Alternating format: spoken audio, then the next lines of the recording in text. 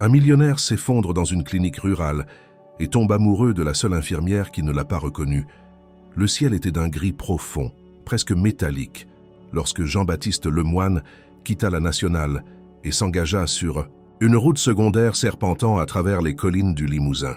La pluie tombait par intermittence, lavant les vitres de sa berline noire conduite par un chauffeur discret. Il n'avait rien dit depuis leur départ de Paris, pas un mot, absorbé par une lassitude étrange, presque physique. À 45, il dirigeait un empire technologique évalué à plusieurs milliards d'euros, possédait des résidences à Tokyo, New York et sur la Côte d'Azur, et avait l'oreille des ministres. Mais aucun de ces privilèges ne semblait pouvoir le libérer de l'angoisse sourde qui l'étreignait depuis des semaines. Il avait décidé de fuir, comme on fuit une tempête imminente. Collonges-la-Rouge, ce village pittoresque du sud-ouest de la France, lui avait été recommandé par un antiquaire de confiance. Là-bas, personne ne te connaîtra et les pierres rouges te feront oublier Paris. L'idée d'un anonymat complet, d'une rupture totale avec ses responsabilités, avait résonné en lui comme une promesse de répit. Il avait ordonné que personne ne le contacte, éteint ses appareils, coupé tout lien avec son monde. Mais son corps, lui, n'avait pas attendu l'arrivée. À quelques kilomètres de Collonges, alors que le moteur ronronnait paisiblement, Jean-Baptiste sentit une douleur sourde irradier de sa poitrine vers son bras gauche. Il porta une main tremblante à son front, devenu moite. Son souffle se fit court, son cœur battait de manière irrégulière. Avant même que le chauffeur ne comprenne, Jean-Baptiste perdit connaissance, s'effondrant sur le siège arrière. Il fut transporté d'urgence à la petite clinique de Collonges-la-Rouge, un établissement modeste, niché entre deux collines boisées. Là, aucune agitation, aucun paparazzi, aucun protocole de sécurité. Une poignée d'infirmiers et de médecins y travaillaient avec dévouement, habitués à soigner les paysans, les enfants fiévreux et les anciens des alentours.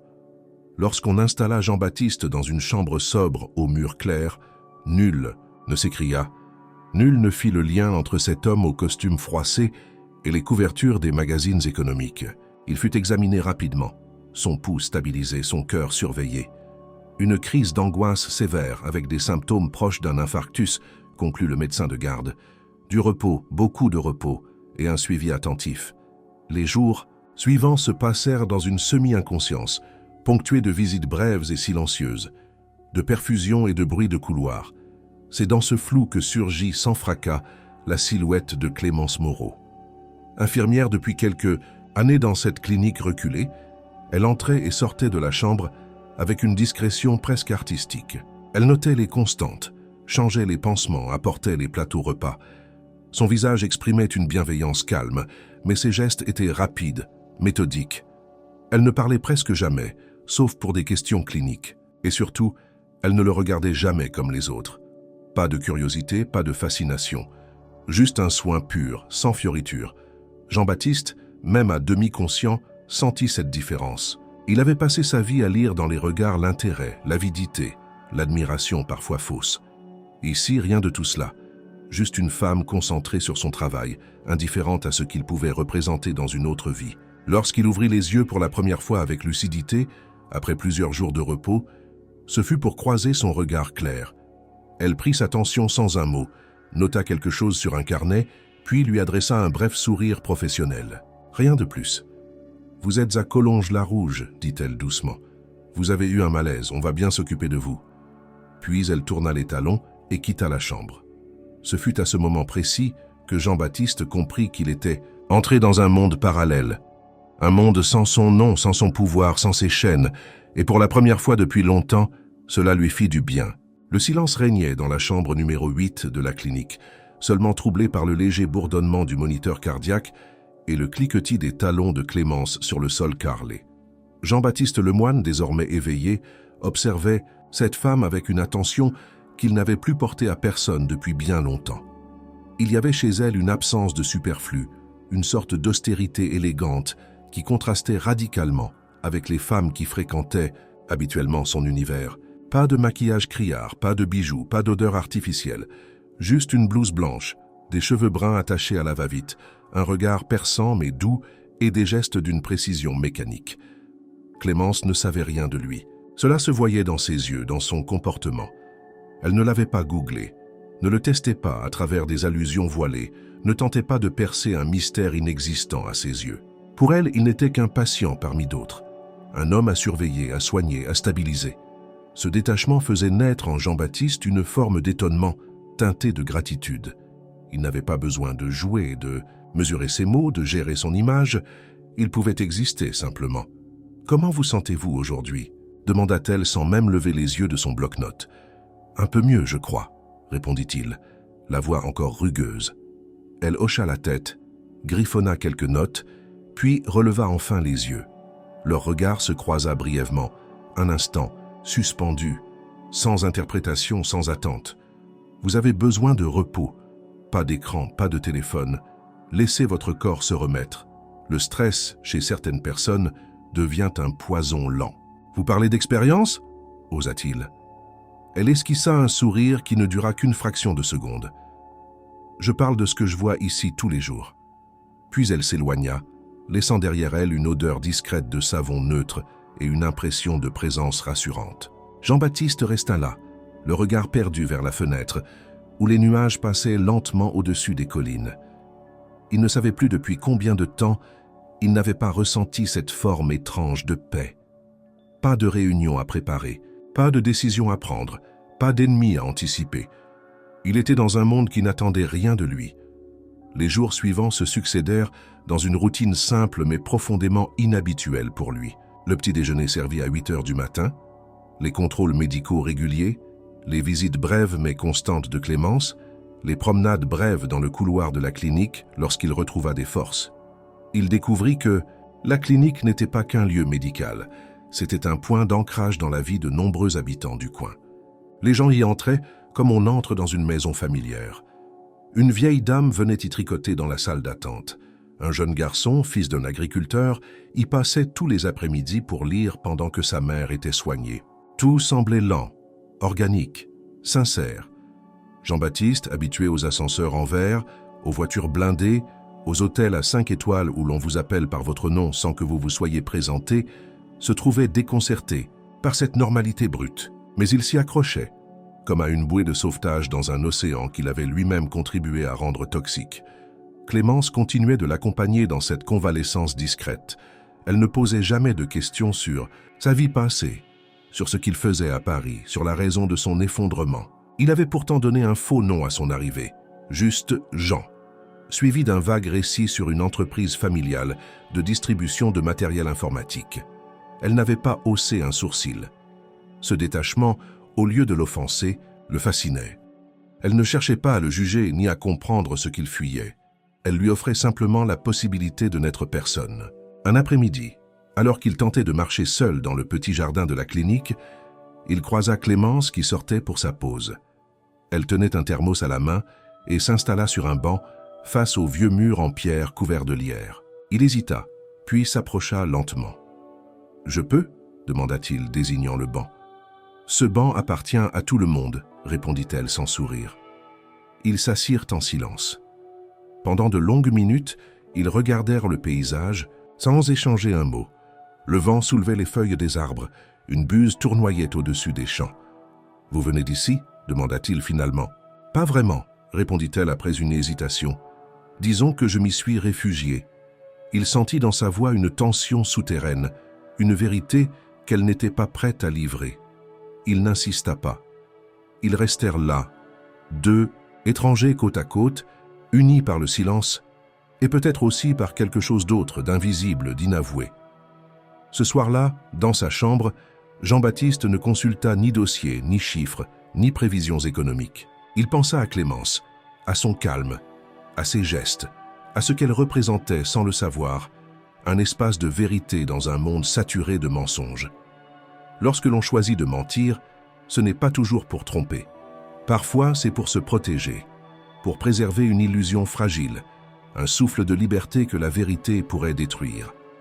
Jean-Baptiste Lemoine le comprenait mieux que jamais en répétant chaque jour cette version édulcorée de lui-même. Un simple entrepreneur fatigué, venu chercher du repos. Il observait la facilité avec laquelle ce mensonge s'intégrait au quotidien de la clinique. Comment les gens acceptaient sans méfiance ce visage inconnu, ce nom commun. Personne ne creusait, Personne ne posait de questions. Et surtout, Clémence ne semblait pas intéressée à en savoir plus. Ce manque de curiosité l'étonnait au début. Lui qui avait passé des décennies entouré de gens cherchant toujours à en savoir davantage, à deviner ses failles, à exploiter ses hésitations, se trouvait soudain face à une femme qui n'attendait rien, ni confidence, ni explication, ni récit grandiose. Elle le soignait, elle le saluait, elle le laissait respirer. Mais plus les jours passaient, plus cette neutralité devenait un mystère en soi. Pourquoi Clémence vivait-elle ici, dans ce village éloigné de tout, dans cette clinique modeste, alors qu'elle aurait pu, par sa prestance et sa compétence, travailler dans n'importe quel grand hôpital? Cette question s'imposait à Jean-Baptiste, comme un reflet inversé du secret qu'il dissimulait lui-même. S'il cachait son identité par peur de perdre cette quiétude nouvelle, que cachait-elle de son côté pour avoir choisi un exil si complet? Un matin, alors qu'il attendait son tour pour une prise de sang, il l'aperçut à travers une porte entrebâillée.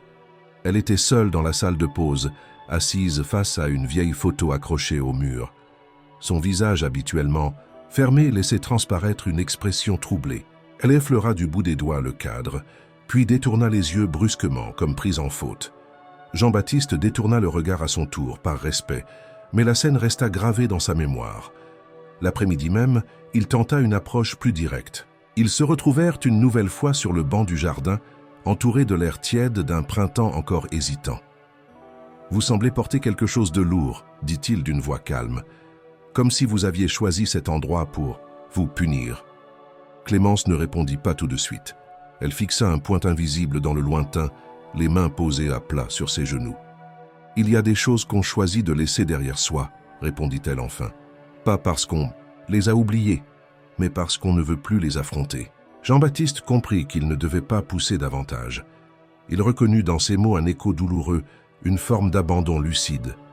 Il se rendit compte qu'ils étaient deux êtres fuyants, deux solitudes déguisées, qui s'étaient croisés par hasard dans un endroit hors du temps. À la clinique, leur relation commença à évoluer de façon subtile. Les silences partagés devinrent plus denses, moins vides. Un regard, un geste, une remarque échappée au détour d'un soin, tout prenait un sens inattendu. Jean-Baptiste sentait naître en lui une curiosité sincère, non pas sur le passé de Clémence, mais sur la personne qu'elle était devenue malgré ce passé. Il voulait comprendre sa façon d'être, son calme, sa distance, cette mélancolie, maîtrisée qui l'accompagnait partout comme une ombre discrète. Il décida un soir de lui confier un morceau de son propre mensonge. Pas tout, pas encore, mais une faille, une petite fissure dans l'armure. « J'ai été quelqu'un d'autre avant, » dit-il à voix basse. « Quelqu'un que je n'aimais pas vraiment. » Elle ne répondit pas tout de suite. Puis, sans le regarder, ce n'est pas toujours facile de se détacher de cette version de soi. Elle colle à la peau comme une brûlure. Il sut alors qu'elle avait compris plus qu'elle ne laissait paraître.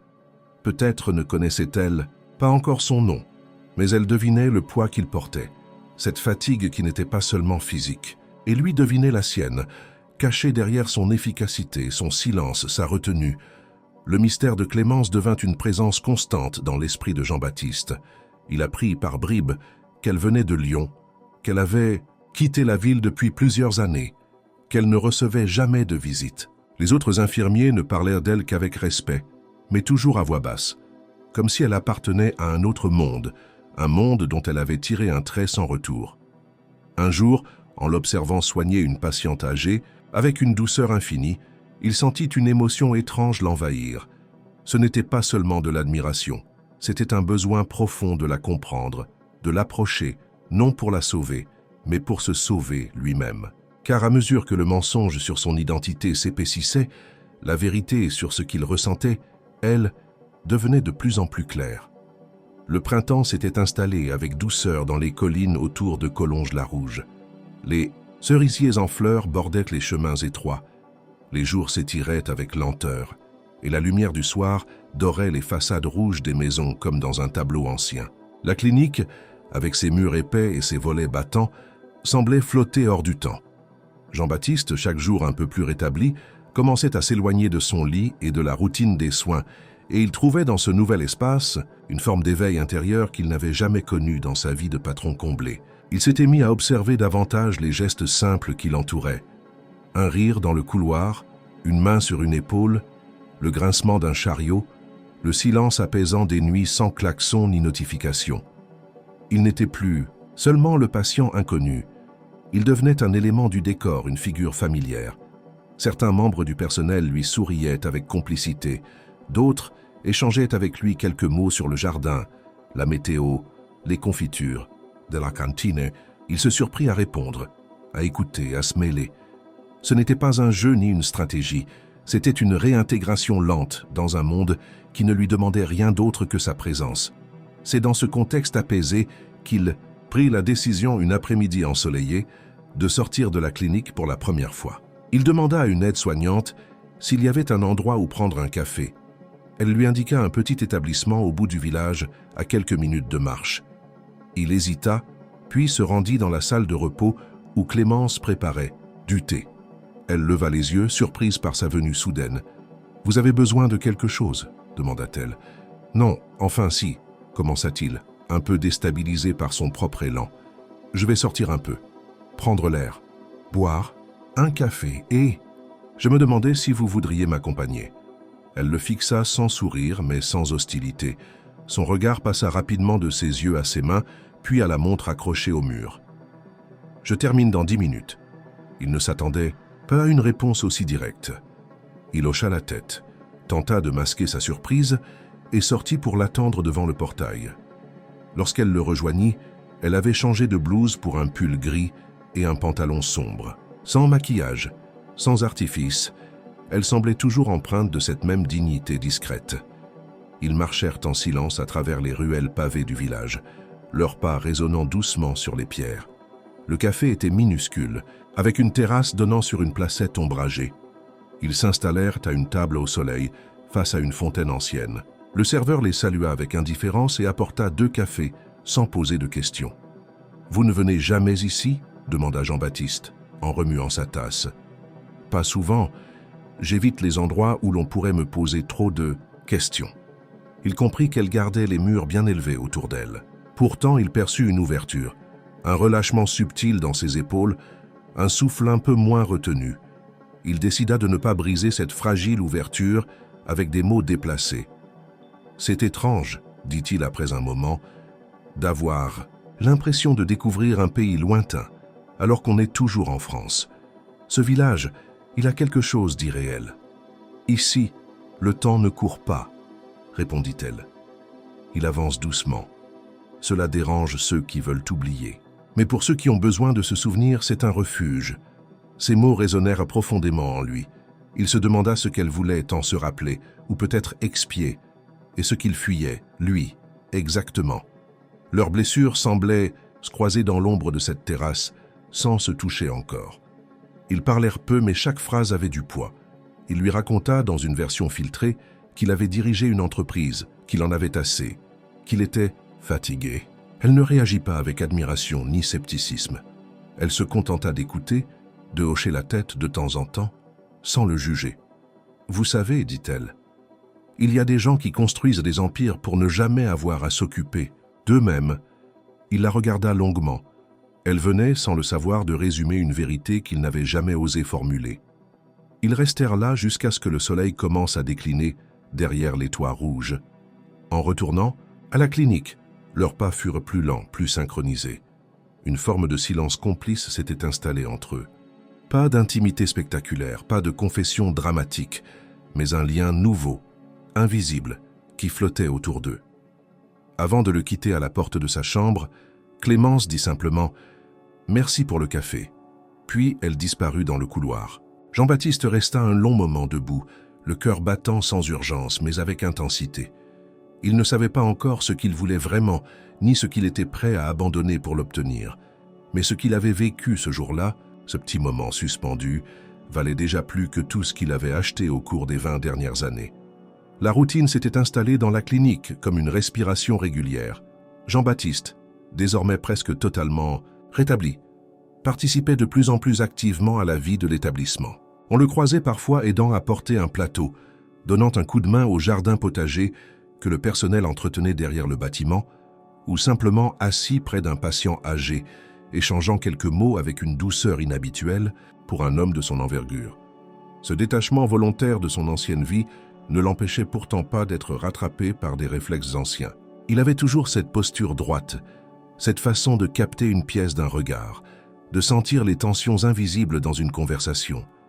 Et surtout, il gardait en lui une vigilance latente, une crainte discrète, celle d'être reconnu. Chaque sourire un peu trop insistant, chaque regard soutenu lui faisait naître une inquiétude fugace. Il se savait encore dans une bulle, mais combien de temps celle-ci tiendrait-elle? Un matin, alors qu'il prenait son petit déjeuner dans la salle commune de la clinique, assis à une table près de la baie vitrée, il entendit une voix jeune s'élever non loin de lui. C'était Rémi, un stagiaire infirmier à peine âgé, de 20 ans, qui discutait à voix haute avec un autre membre du personnel. Enthousiaste, curieux, parfois maladroit, Rémi avait l'habitude de combler les silences avec 1000 anecdotes puisées dans les réseaux sociaux ou les actualités, qu'il suivait compulsivement sur son téléphone. « Tu sais quoi? Hier, je suis tombé sur un vieux article qui parlait de Jean-Baptiste Lemoine, tu connais? Le magnate de la tech, celui qui avait fait fortune en automatisant les systèmes logistiques. Il a disparu des radars il y a quelques semaines. Certains disent qu'il aurait quitté le pays, d'autres qu'il est malade. » Jean-Baptiste sentit son dos se raidir malgré lui. Il gardait les yeux rivés sur son bol de café, feignant l'indifférence. Mais chaque mot résonnait dans sa tête comme une alarme. Il savait que ce genre de coïncidence pouvait être le début d'une exposition progressive, qu'il suffirait de peu pour que les pièces du puzzle se mettent en place. « Jean-Baptiste Lemoine » répéta l'autre infirmier. « Ce nom me dit quelque chose. »« Attends, t'as pas un patient qui s'appelle Jean? Tu crois que c'est lui ?» Rémi éclata de rire. « Franchement, t'imagines, ce serait dingue. Mais non, ce gars-là a l'air super tranquille. Il parle de son entreprise de fournitures informatiques, comme s'il gérait un dépôt à Brive-la-Gaillarde. Je crois pas que ce soit le même Jean-Baptiste. » Jean-Baptiste ne bougea toujours. Pas. Il savait que le moindre geste, le moindre regard vers eux pourrait éveiller un soupçon. Il termina son petit déjeuner en silence, se leva calmement et quitta la salle. Dans le couloir, il croisa Clémence. Elle le salua d'un signe de tête, comme à son habitude, mais il crut percevoir dans ses yeux une lueur d'interrogation. Le doute s'insinua. Avait-elle entendu? Avait-elle reconnu le nom? Était-elle en train de faire le lien entre lui et l'homme de l'article? Ou bien restait-elle fidèle à son apparente indifférence? Ce jour-là, elle fut plus silencieuse encore que d'habitude. Elle s'acquitta de ses tâches auprès de lui avec son efficacité coutumière, mais sans chercher à engager la moindre conversation. Elle ne lui posa pas de questions, ne fit aucune remarque.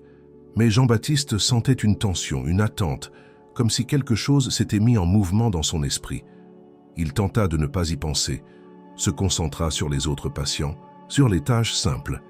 Mais le soir venu, seul dans sa chambre, il sentit la panique monter. Il n'était pas prêt à perdre ce qu'il avait trouvé ici. Il n'était pas prêt à redevenir ce nom public, cette figure que les autres traitaient avec distance ou intérêt intéressé. Il se demanda s'il devait fuir, partir avant que la vérité n'éclate.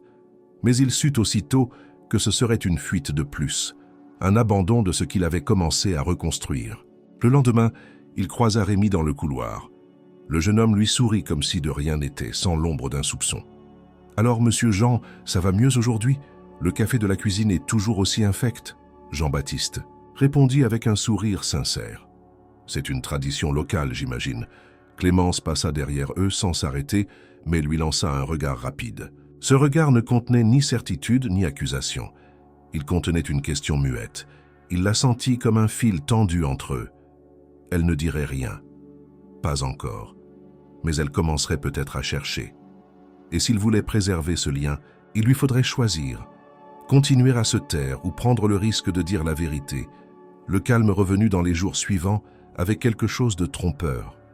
Jean-Baptiste avait décidé de feindre l'insouciance, d'ignorer les murmures, les regards fuyants, les silences qui s'étaient installés comme des fissures invisibles dans les murs de la clinique. Il reprenait ses promenades autour du bâtiment, se mêlait aux conversations à la cantine, riait même parfois aux blagues de Rémi, qui n'avait visiblement pas cherché plus loin après sa remarque sur le nom. Clémence, elle, restait égale, elle-même, mais Jean-Baptiste sentait que quelque chose en elle s'était figé, comme si elle observait à distance en attendant qu'un masque tombe. C'est dans cet équilibre précaire qu'une silhouette familière surgit dans la cour de la clinique.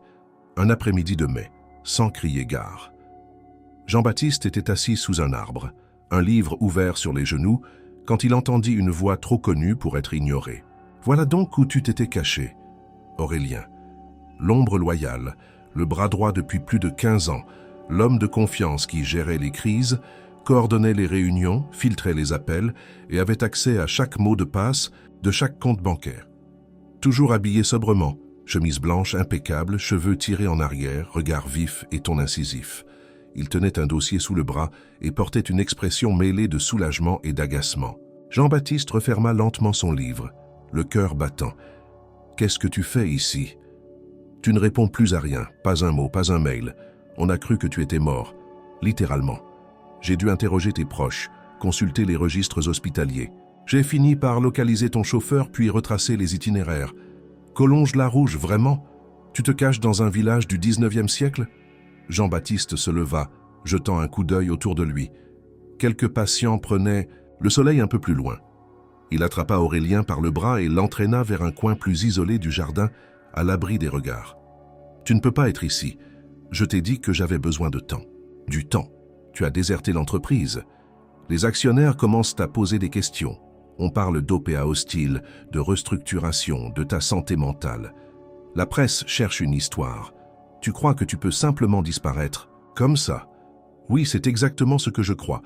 Et tu sais quoi?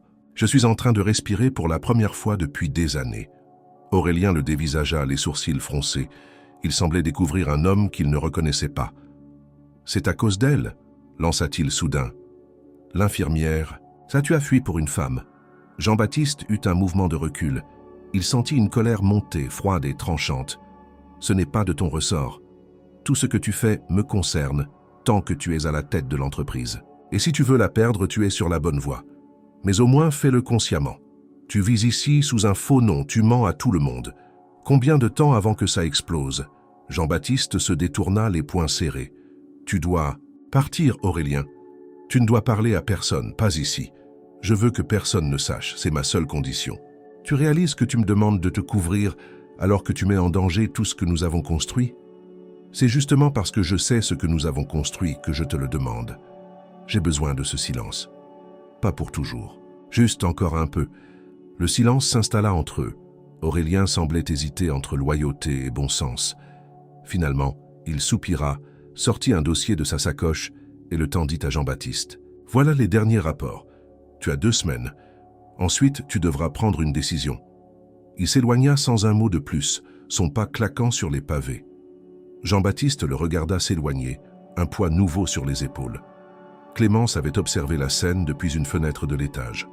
Elle ne voyait pas clairement les visages, mais la tension dans la posture de Jean-Baptiste, les gestes trop vifs, le ton trop ferme, tout cela trahissait une vérité bien plus complexe que ce qu'il avait bien voulu lui montrer. Plus tard, dans la soirée, elle vint dans sa chambre pour les soins habituels.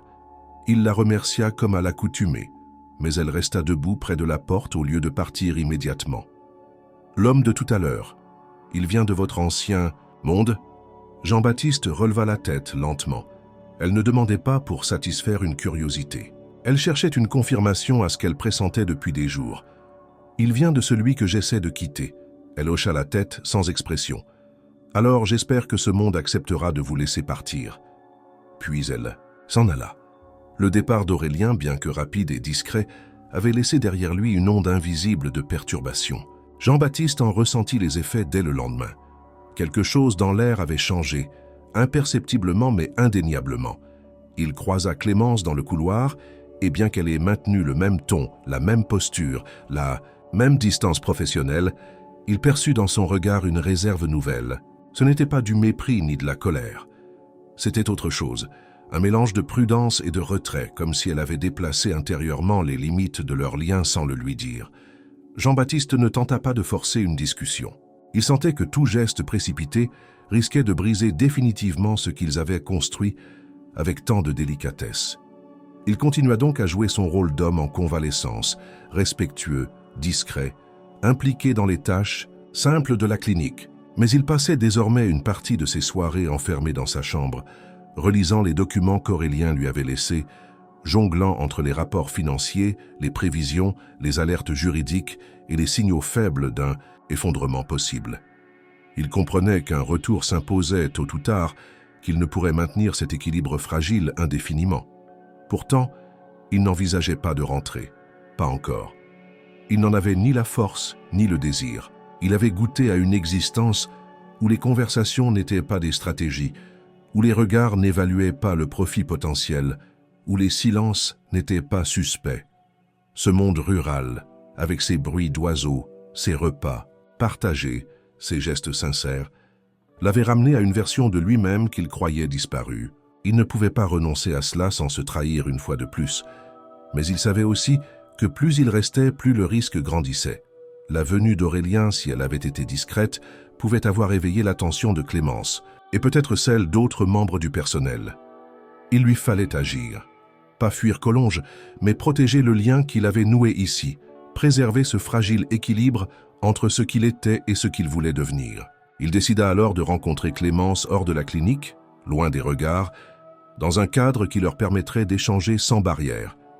Il la trouva un soir en train de ranger du matériel dans une réserve. Il attendit qu'elle ait terminé puis s'approcha. « Vous seriez libre ce soir pour marcher un peu ?» Elle le regarda longuement, comme si elle pesait le sens exact de chaque mot. Puis elle acquiesça.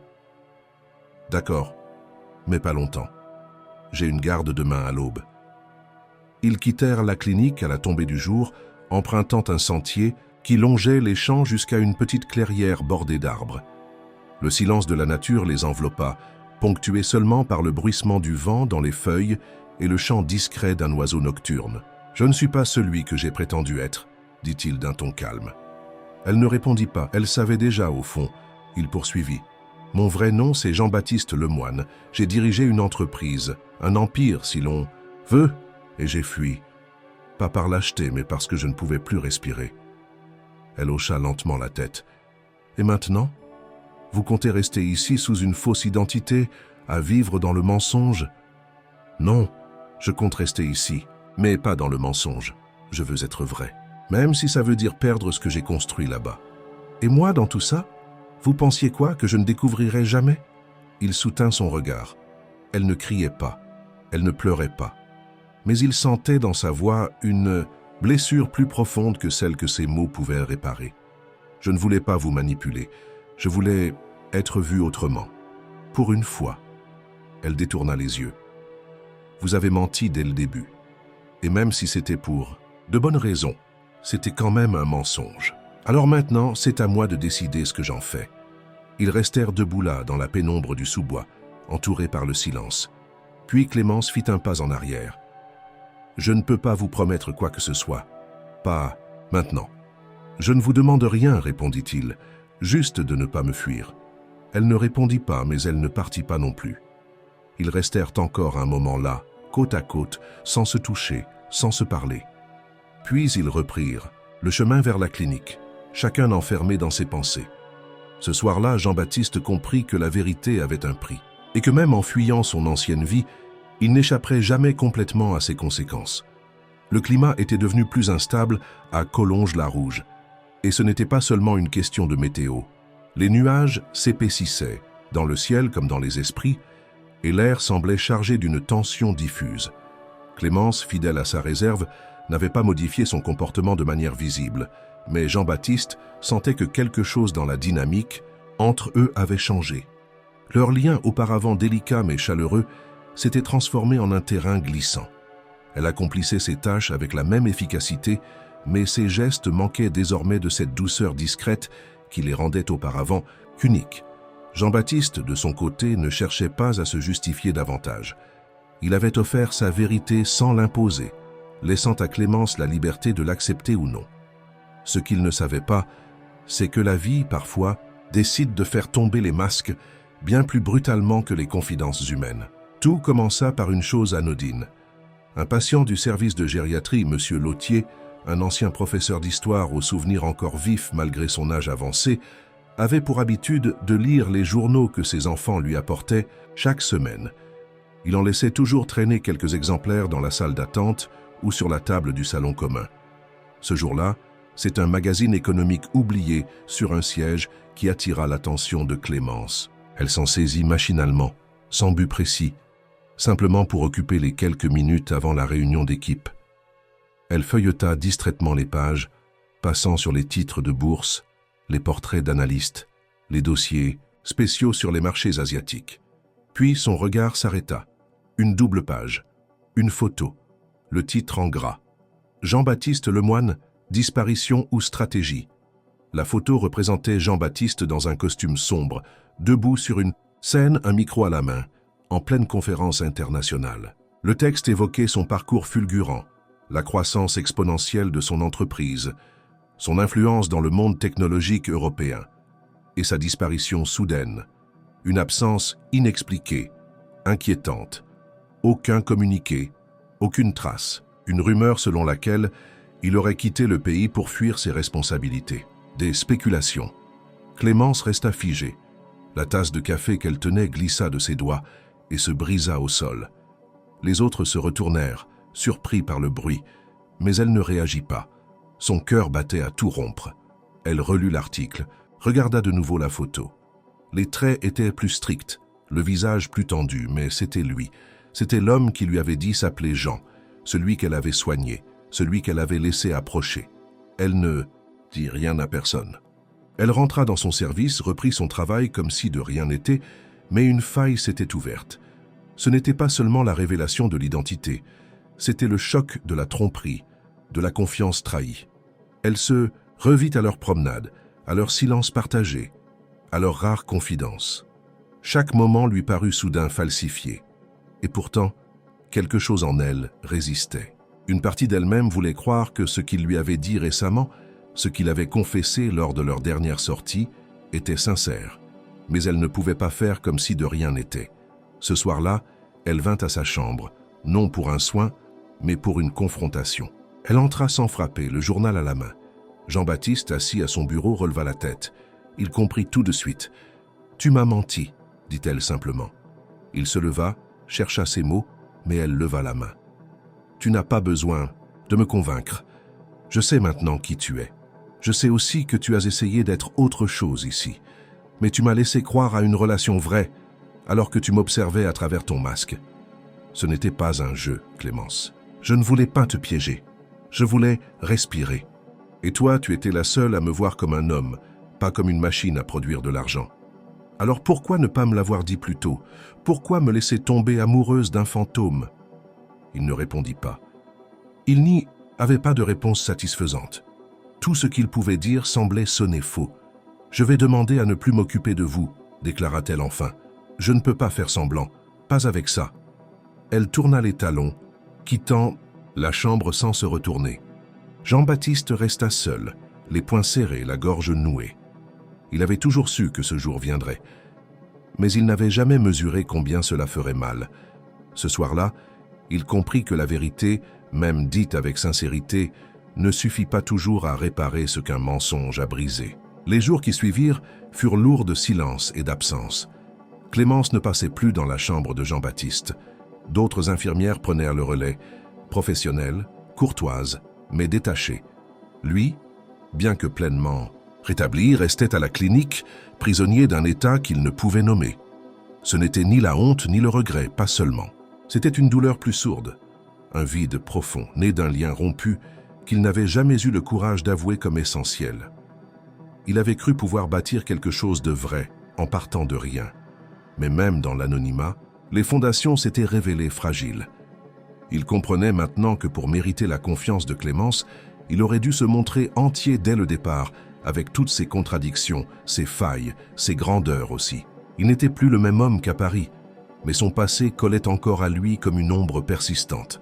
Ce fut Rémi, une fois encore, qui fut à l'origine d'une découverte décisive. Un après-midi, alors qu'il aidait à classer de vieux dossiers au sous-sol de la clinique, il tomba sur une série d'archives du personnel. Rien de confidentiel, simplement des documents administratifs, des contrats, des courriers anciens. En parcourant distraitement un classeur, il aperçut un nom qui le fit tiquer, Moreau Clémence. Il ouvrit le dossier s'attendant à y voir les éléments classiques, diplôme infirmier, certificat médical, justificatif de domicile. Mais un autre document attira son regard, une lettre de recommandation émanant de l'hôpital universitaire de Lyon, signée par un chef de service, en chirurgie. Il fronça les sourcils. Pourquoi une infirmière aurait-elle besoin d'une lettre venant de ce niveau hiérarchique? Il continua de lire, découvrant progressivement des termes qui ne laissaient aucun doute. Intervention en bloc opératoire, responsabilité en réanimation, supervision de résidents. Clémence n'avait pas toujours été infirmière. Elle avait été médecin. Rémi ne dit rien à personne, mais l'information se fraya lentement un chemin, jusqu'à parvenir à Jean-Baptiste, au détour d'une conversation qu'il eut avec une autre aide-soignante. Ça a été brillante, vous savez. À Lyon, on parlait déjà d'elle comme futur chef de service, mais il y a eu un incident, un drame, et elle a tout quitté. Intrigué, bouleversé, Jean-Baptiste décida d'en savoir plus. Il se rendit un matin à la bibliothèque municipale de Collonges, où les archives régionales étaient parfois consultées. Il parcourut les anciens journaux locaux, remonta plusieurs années en arrière, et il trouva un article discret, sans photo mais dont le titre glaça son sang. Erreur médicale en salle d'opération, une jeune anesthésiste mise en cause après le décès d'un patient. L'article décrivait une intervention chirurgicale de routine à l'hôpital universitaire de Lyon, qui avait tourné au drame à cause d'une mauvaise administration de médicaments. Le patient, un homme d'âge moyen, était mort d'un arrêt cardiaque inexpliqué. Une enquête avait été ouverte. Clémence Moreau, alors en fin de spécialisation en anesthésie, avait été temporairement suspendue. Le dossier judiciaire avait été classé sans suite quelques mois plus tard, faute de preuves d'une négligence volontaire. Mais la carrière de Clémence avait volé en éclats.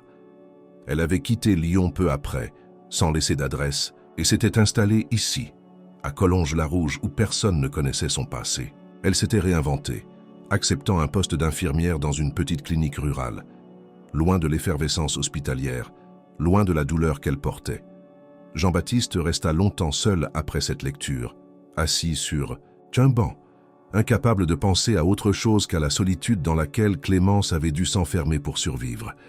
Elle aussi avait menti d'une certaine manière, ou plutôt s'était tue, non par calcul, mais par douleur. Elle avait préféré disparaître aux yeux du monde, plutôt que de continuer dans une voie qui lui rappelait à chaque instant ce qu'elle avait perdu, la confiance en elle, la foi dans sa vocation, peut-être même sa propre dignité. Cette révélation fit vaciller en lui tout ce qu'il croyait savoir sur elle. Mais loin d'affaiblir son attachement, cela le renforça. Elle n'était pas une femme de mystère pour le plaisir de l'être.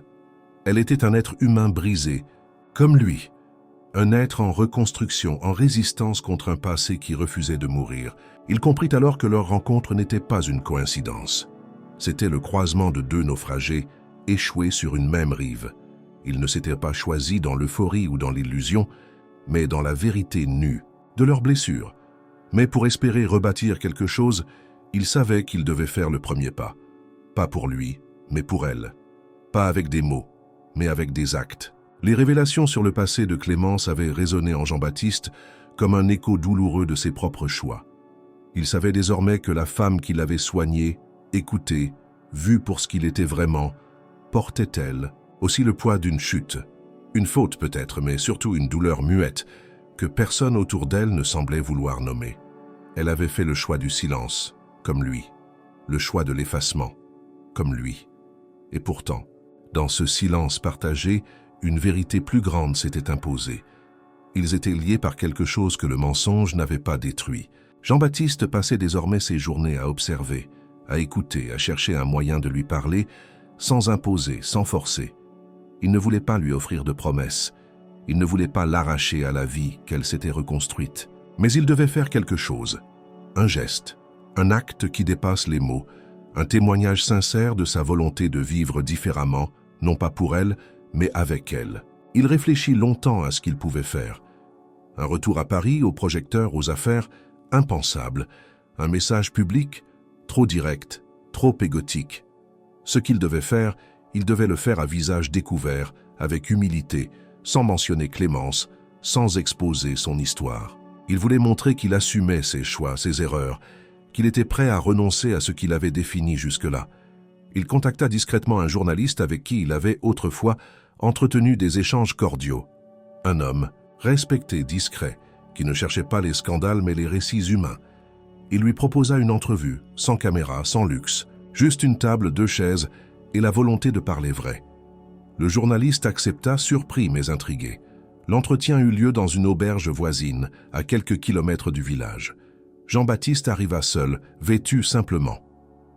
Pas de costume, pas de montre de luxe. Il demanda que rien ne soit publié sans son accord total. Il dicta ses conditions.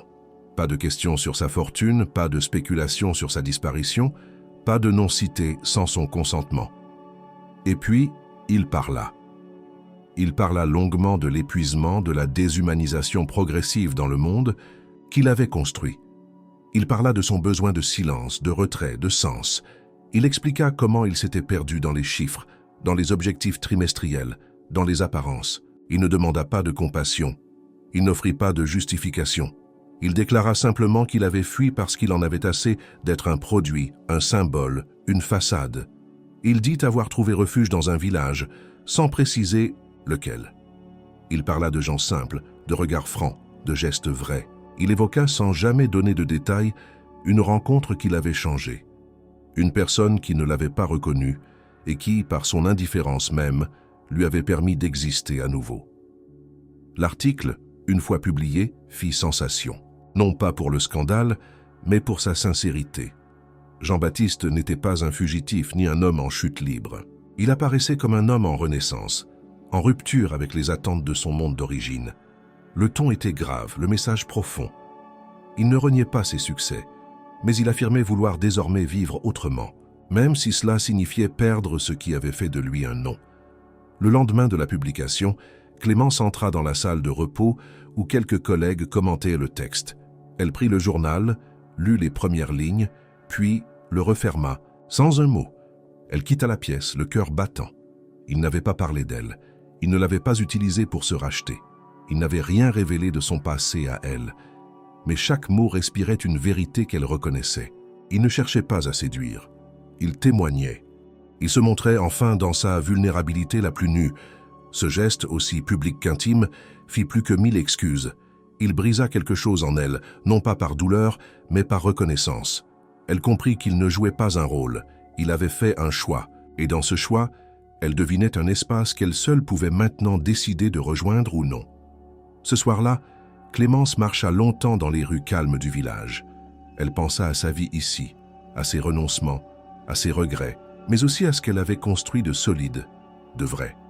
Elle pensa à Jean-Baptiste, à ce qu'il représentait désormais, non plus un mensonge, non plus une menace, mais une promesse possible. Pas une promesse d'avenir figé, mais une invitation à recommencer. Il y a des mots que l'on écrit pour alléger un poids, sans savoir s'ils trouveront un jour un destinataire. Des mots que l'on couche sur le papier parce que le silence devient insupportable, mais que l'on n'ose pas prononcer à voix haute. Jean-Baptiste avait toujours vécu dans le monde du langage maîtrisé, du discours calculé, de la communication efficace. Pourtant, face à Clémence, il s'était trouvé incapable de dire ce qu'il ressentait. Les regards, les gestes, les absences avaient parlé pour lui, mais jamais de manière claire, jamais sans ambivalence. C'est après la publication de son entrevue qu'il se retrouva un soir, seul dans sa chambre, devant une feuille blanche, incapable de dormir. Il avait passé la journée à éviter les éloges, les messages, les tentatives de contact venues de son ancienne vie. Il n'avait rien répondu, n'avait ouvert aucune notification.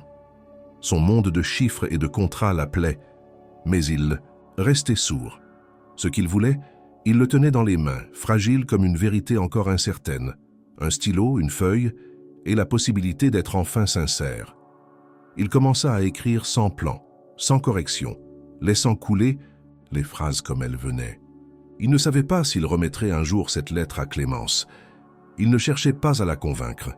Il voulait simplement lui donner accès à ce qu'il n'avait jamais réussi à dire autrement. Il lui parla de leur première rencontre, de la sensation d'être enfin vu comme un homme, pas comme une entité. Il évoqua sa gratitude silencieuse pour chaque soin, chaque silence partagé, chaque fois où elle ne lui avait rien demandé. Il confessa qu'il avait eu peur de sa réaction en découvrant la vérité, non pas parce qu'il craignait sa colère, mais parce qu'il ne voulait pas qu'elle le rejette avec le même regard que tous les autres. Il lui écrivit qu'elle avait été sa chance de réapprendre la simplicité, qu'elle était la seule chose authentique dans un monde qu'il n'avait plus compris depuis longtemps. Il parla aussi de douleur, de regret. Il lui dit qu'il comprenait sa déception, qu'il acceptait son silence.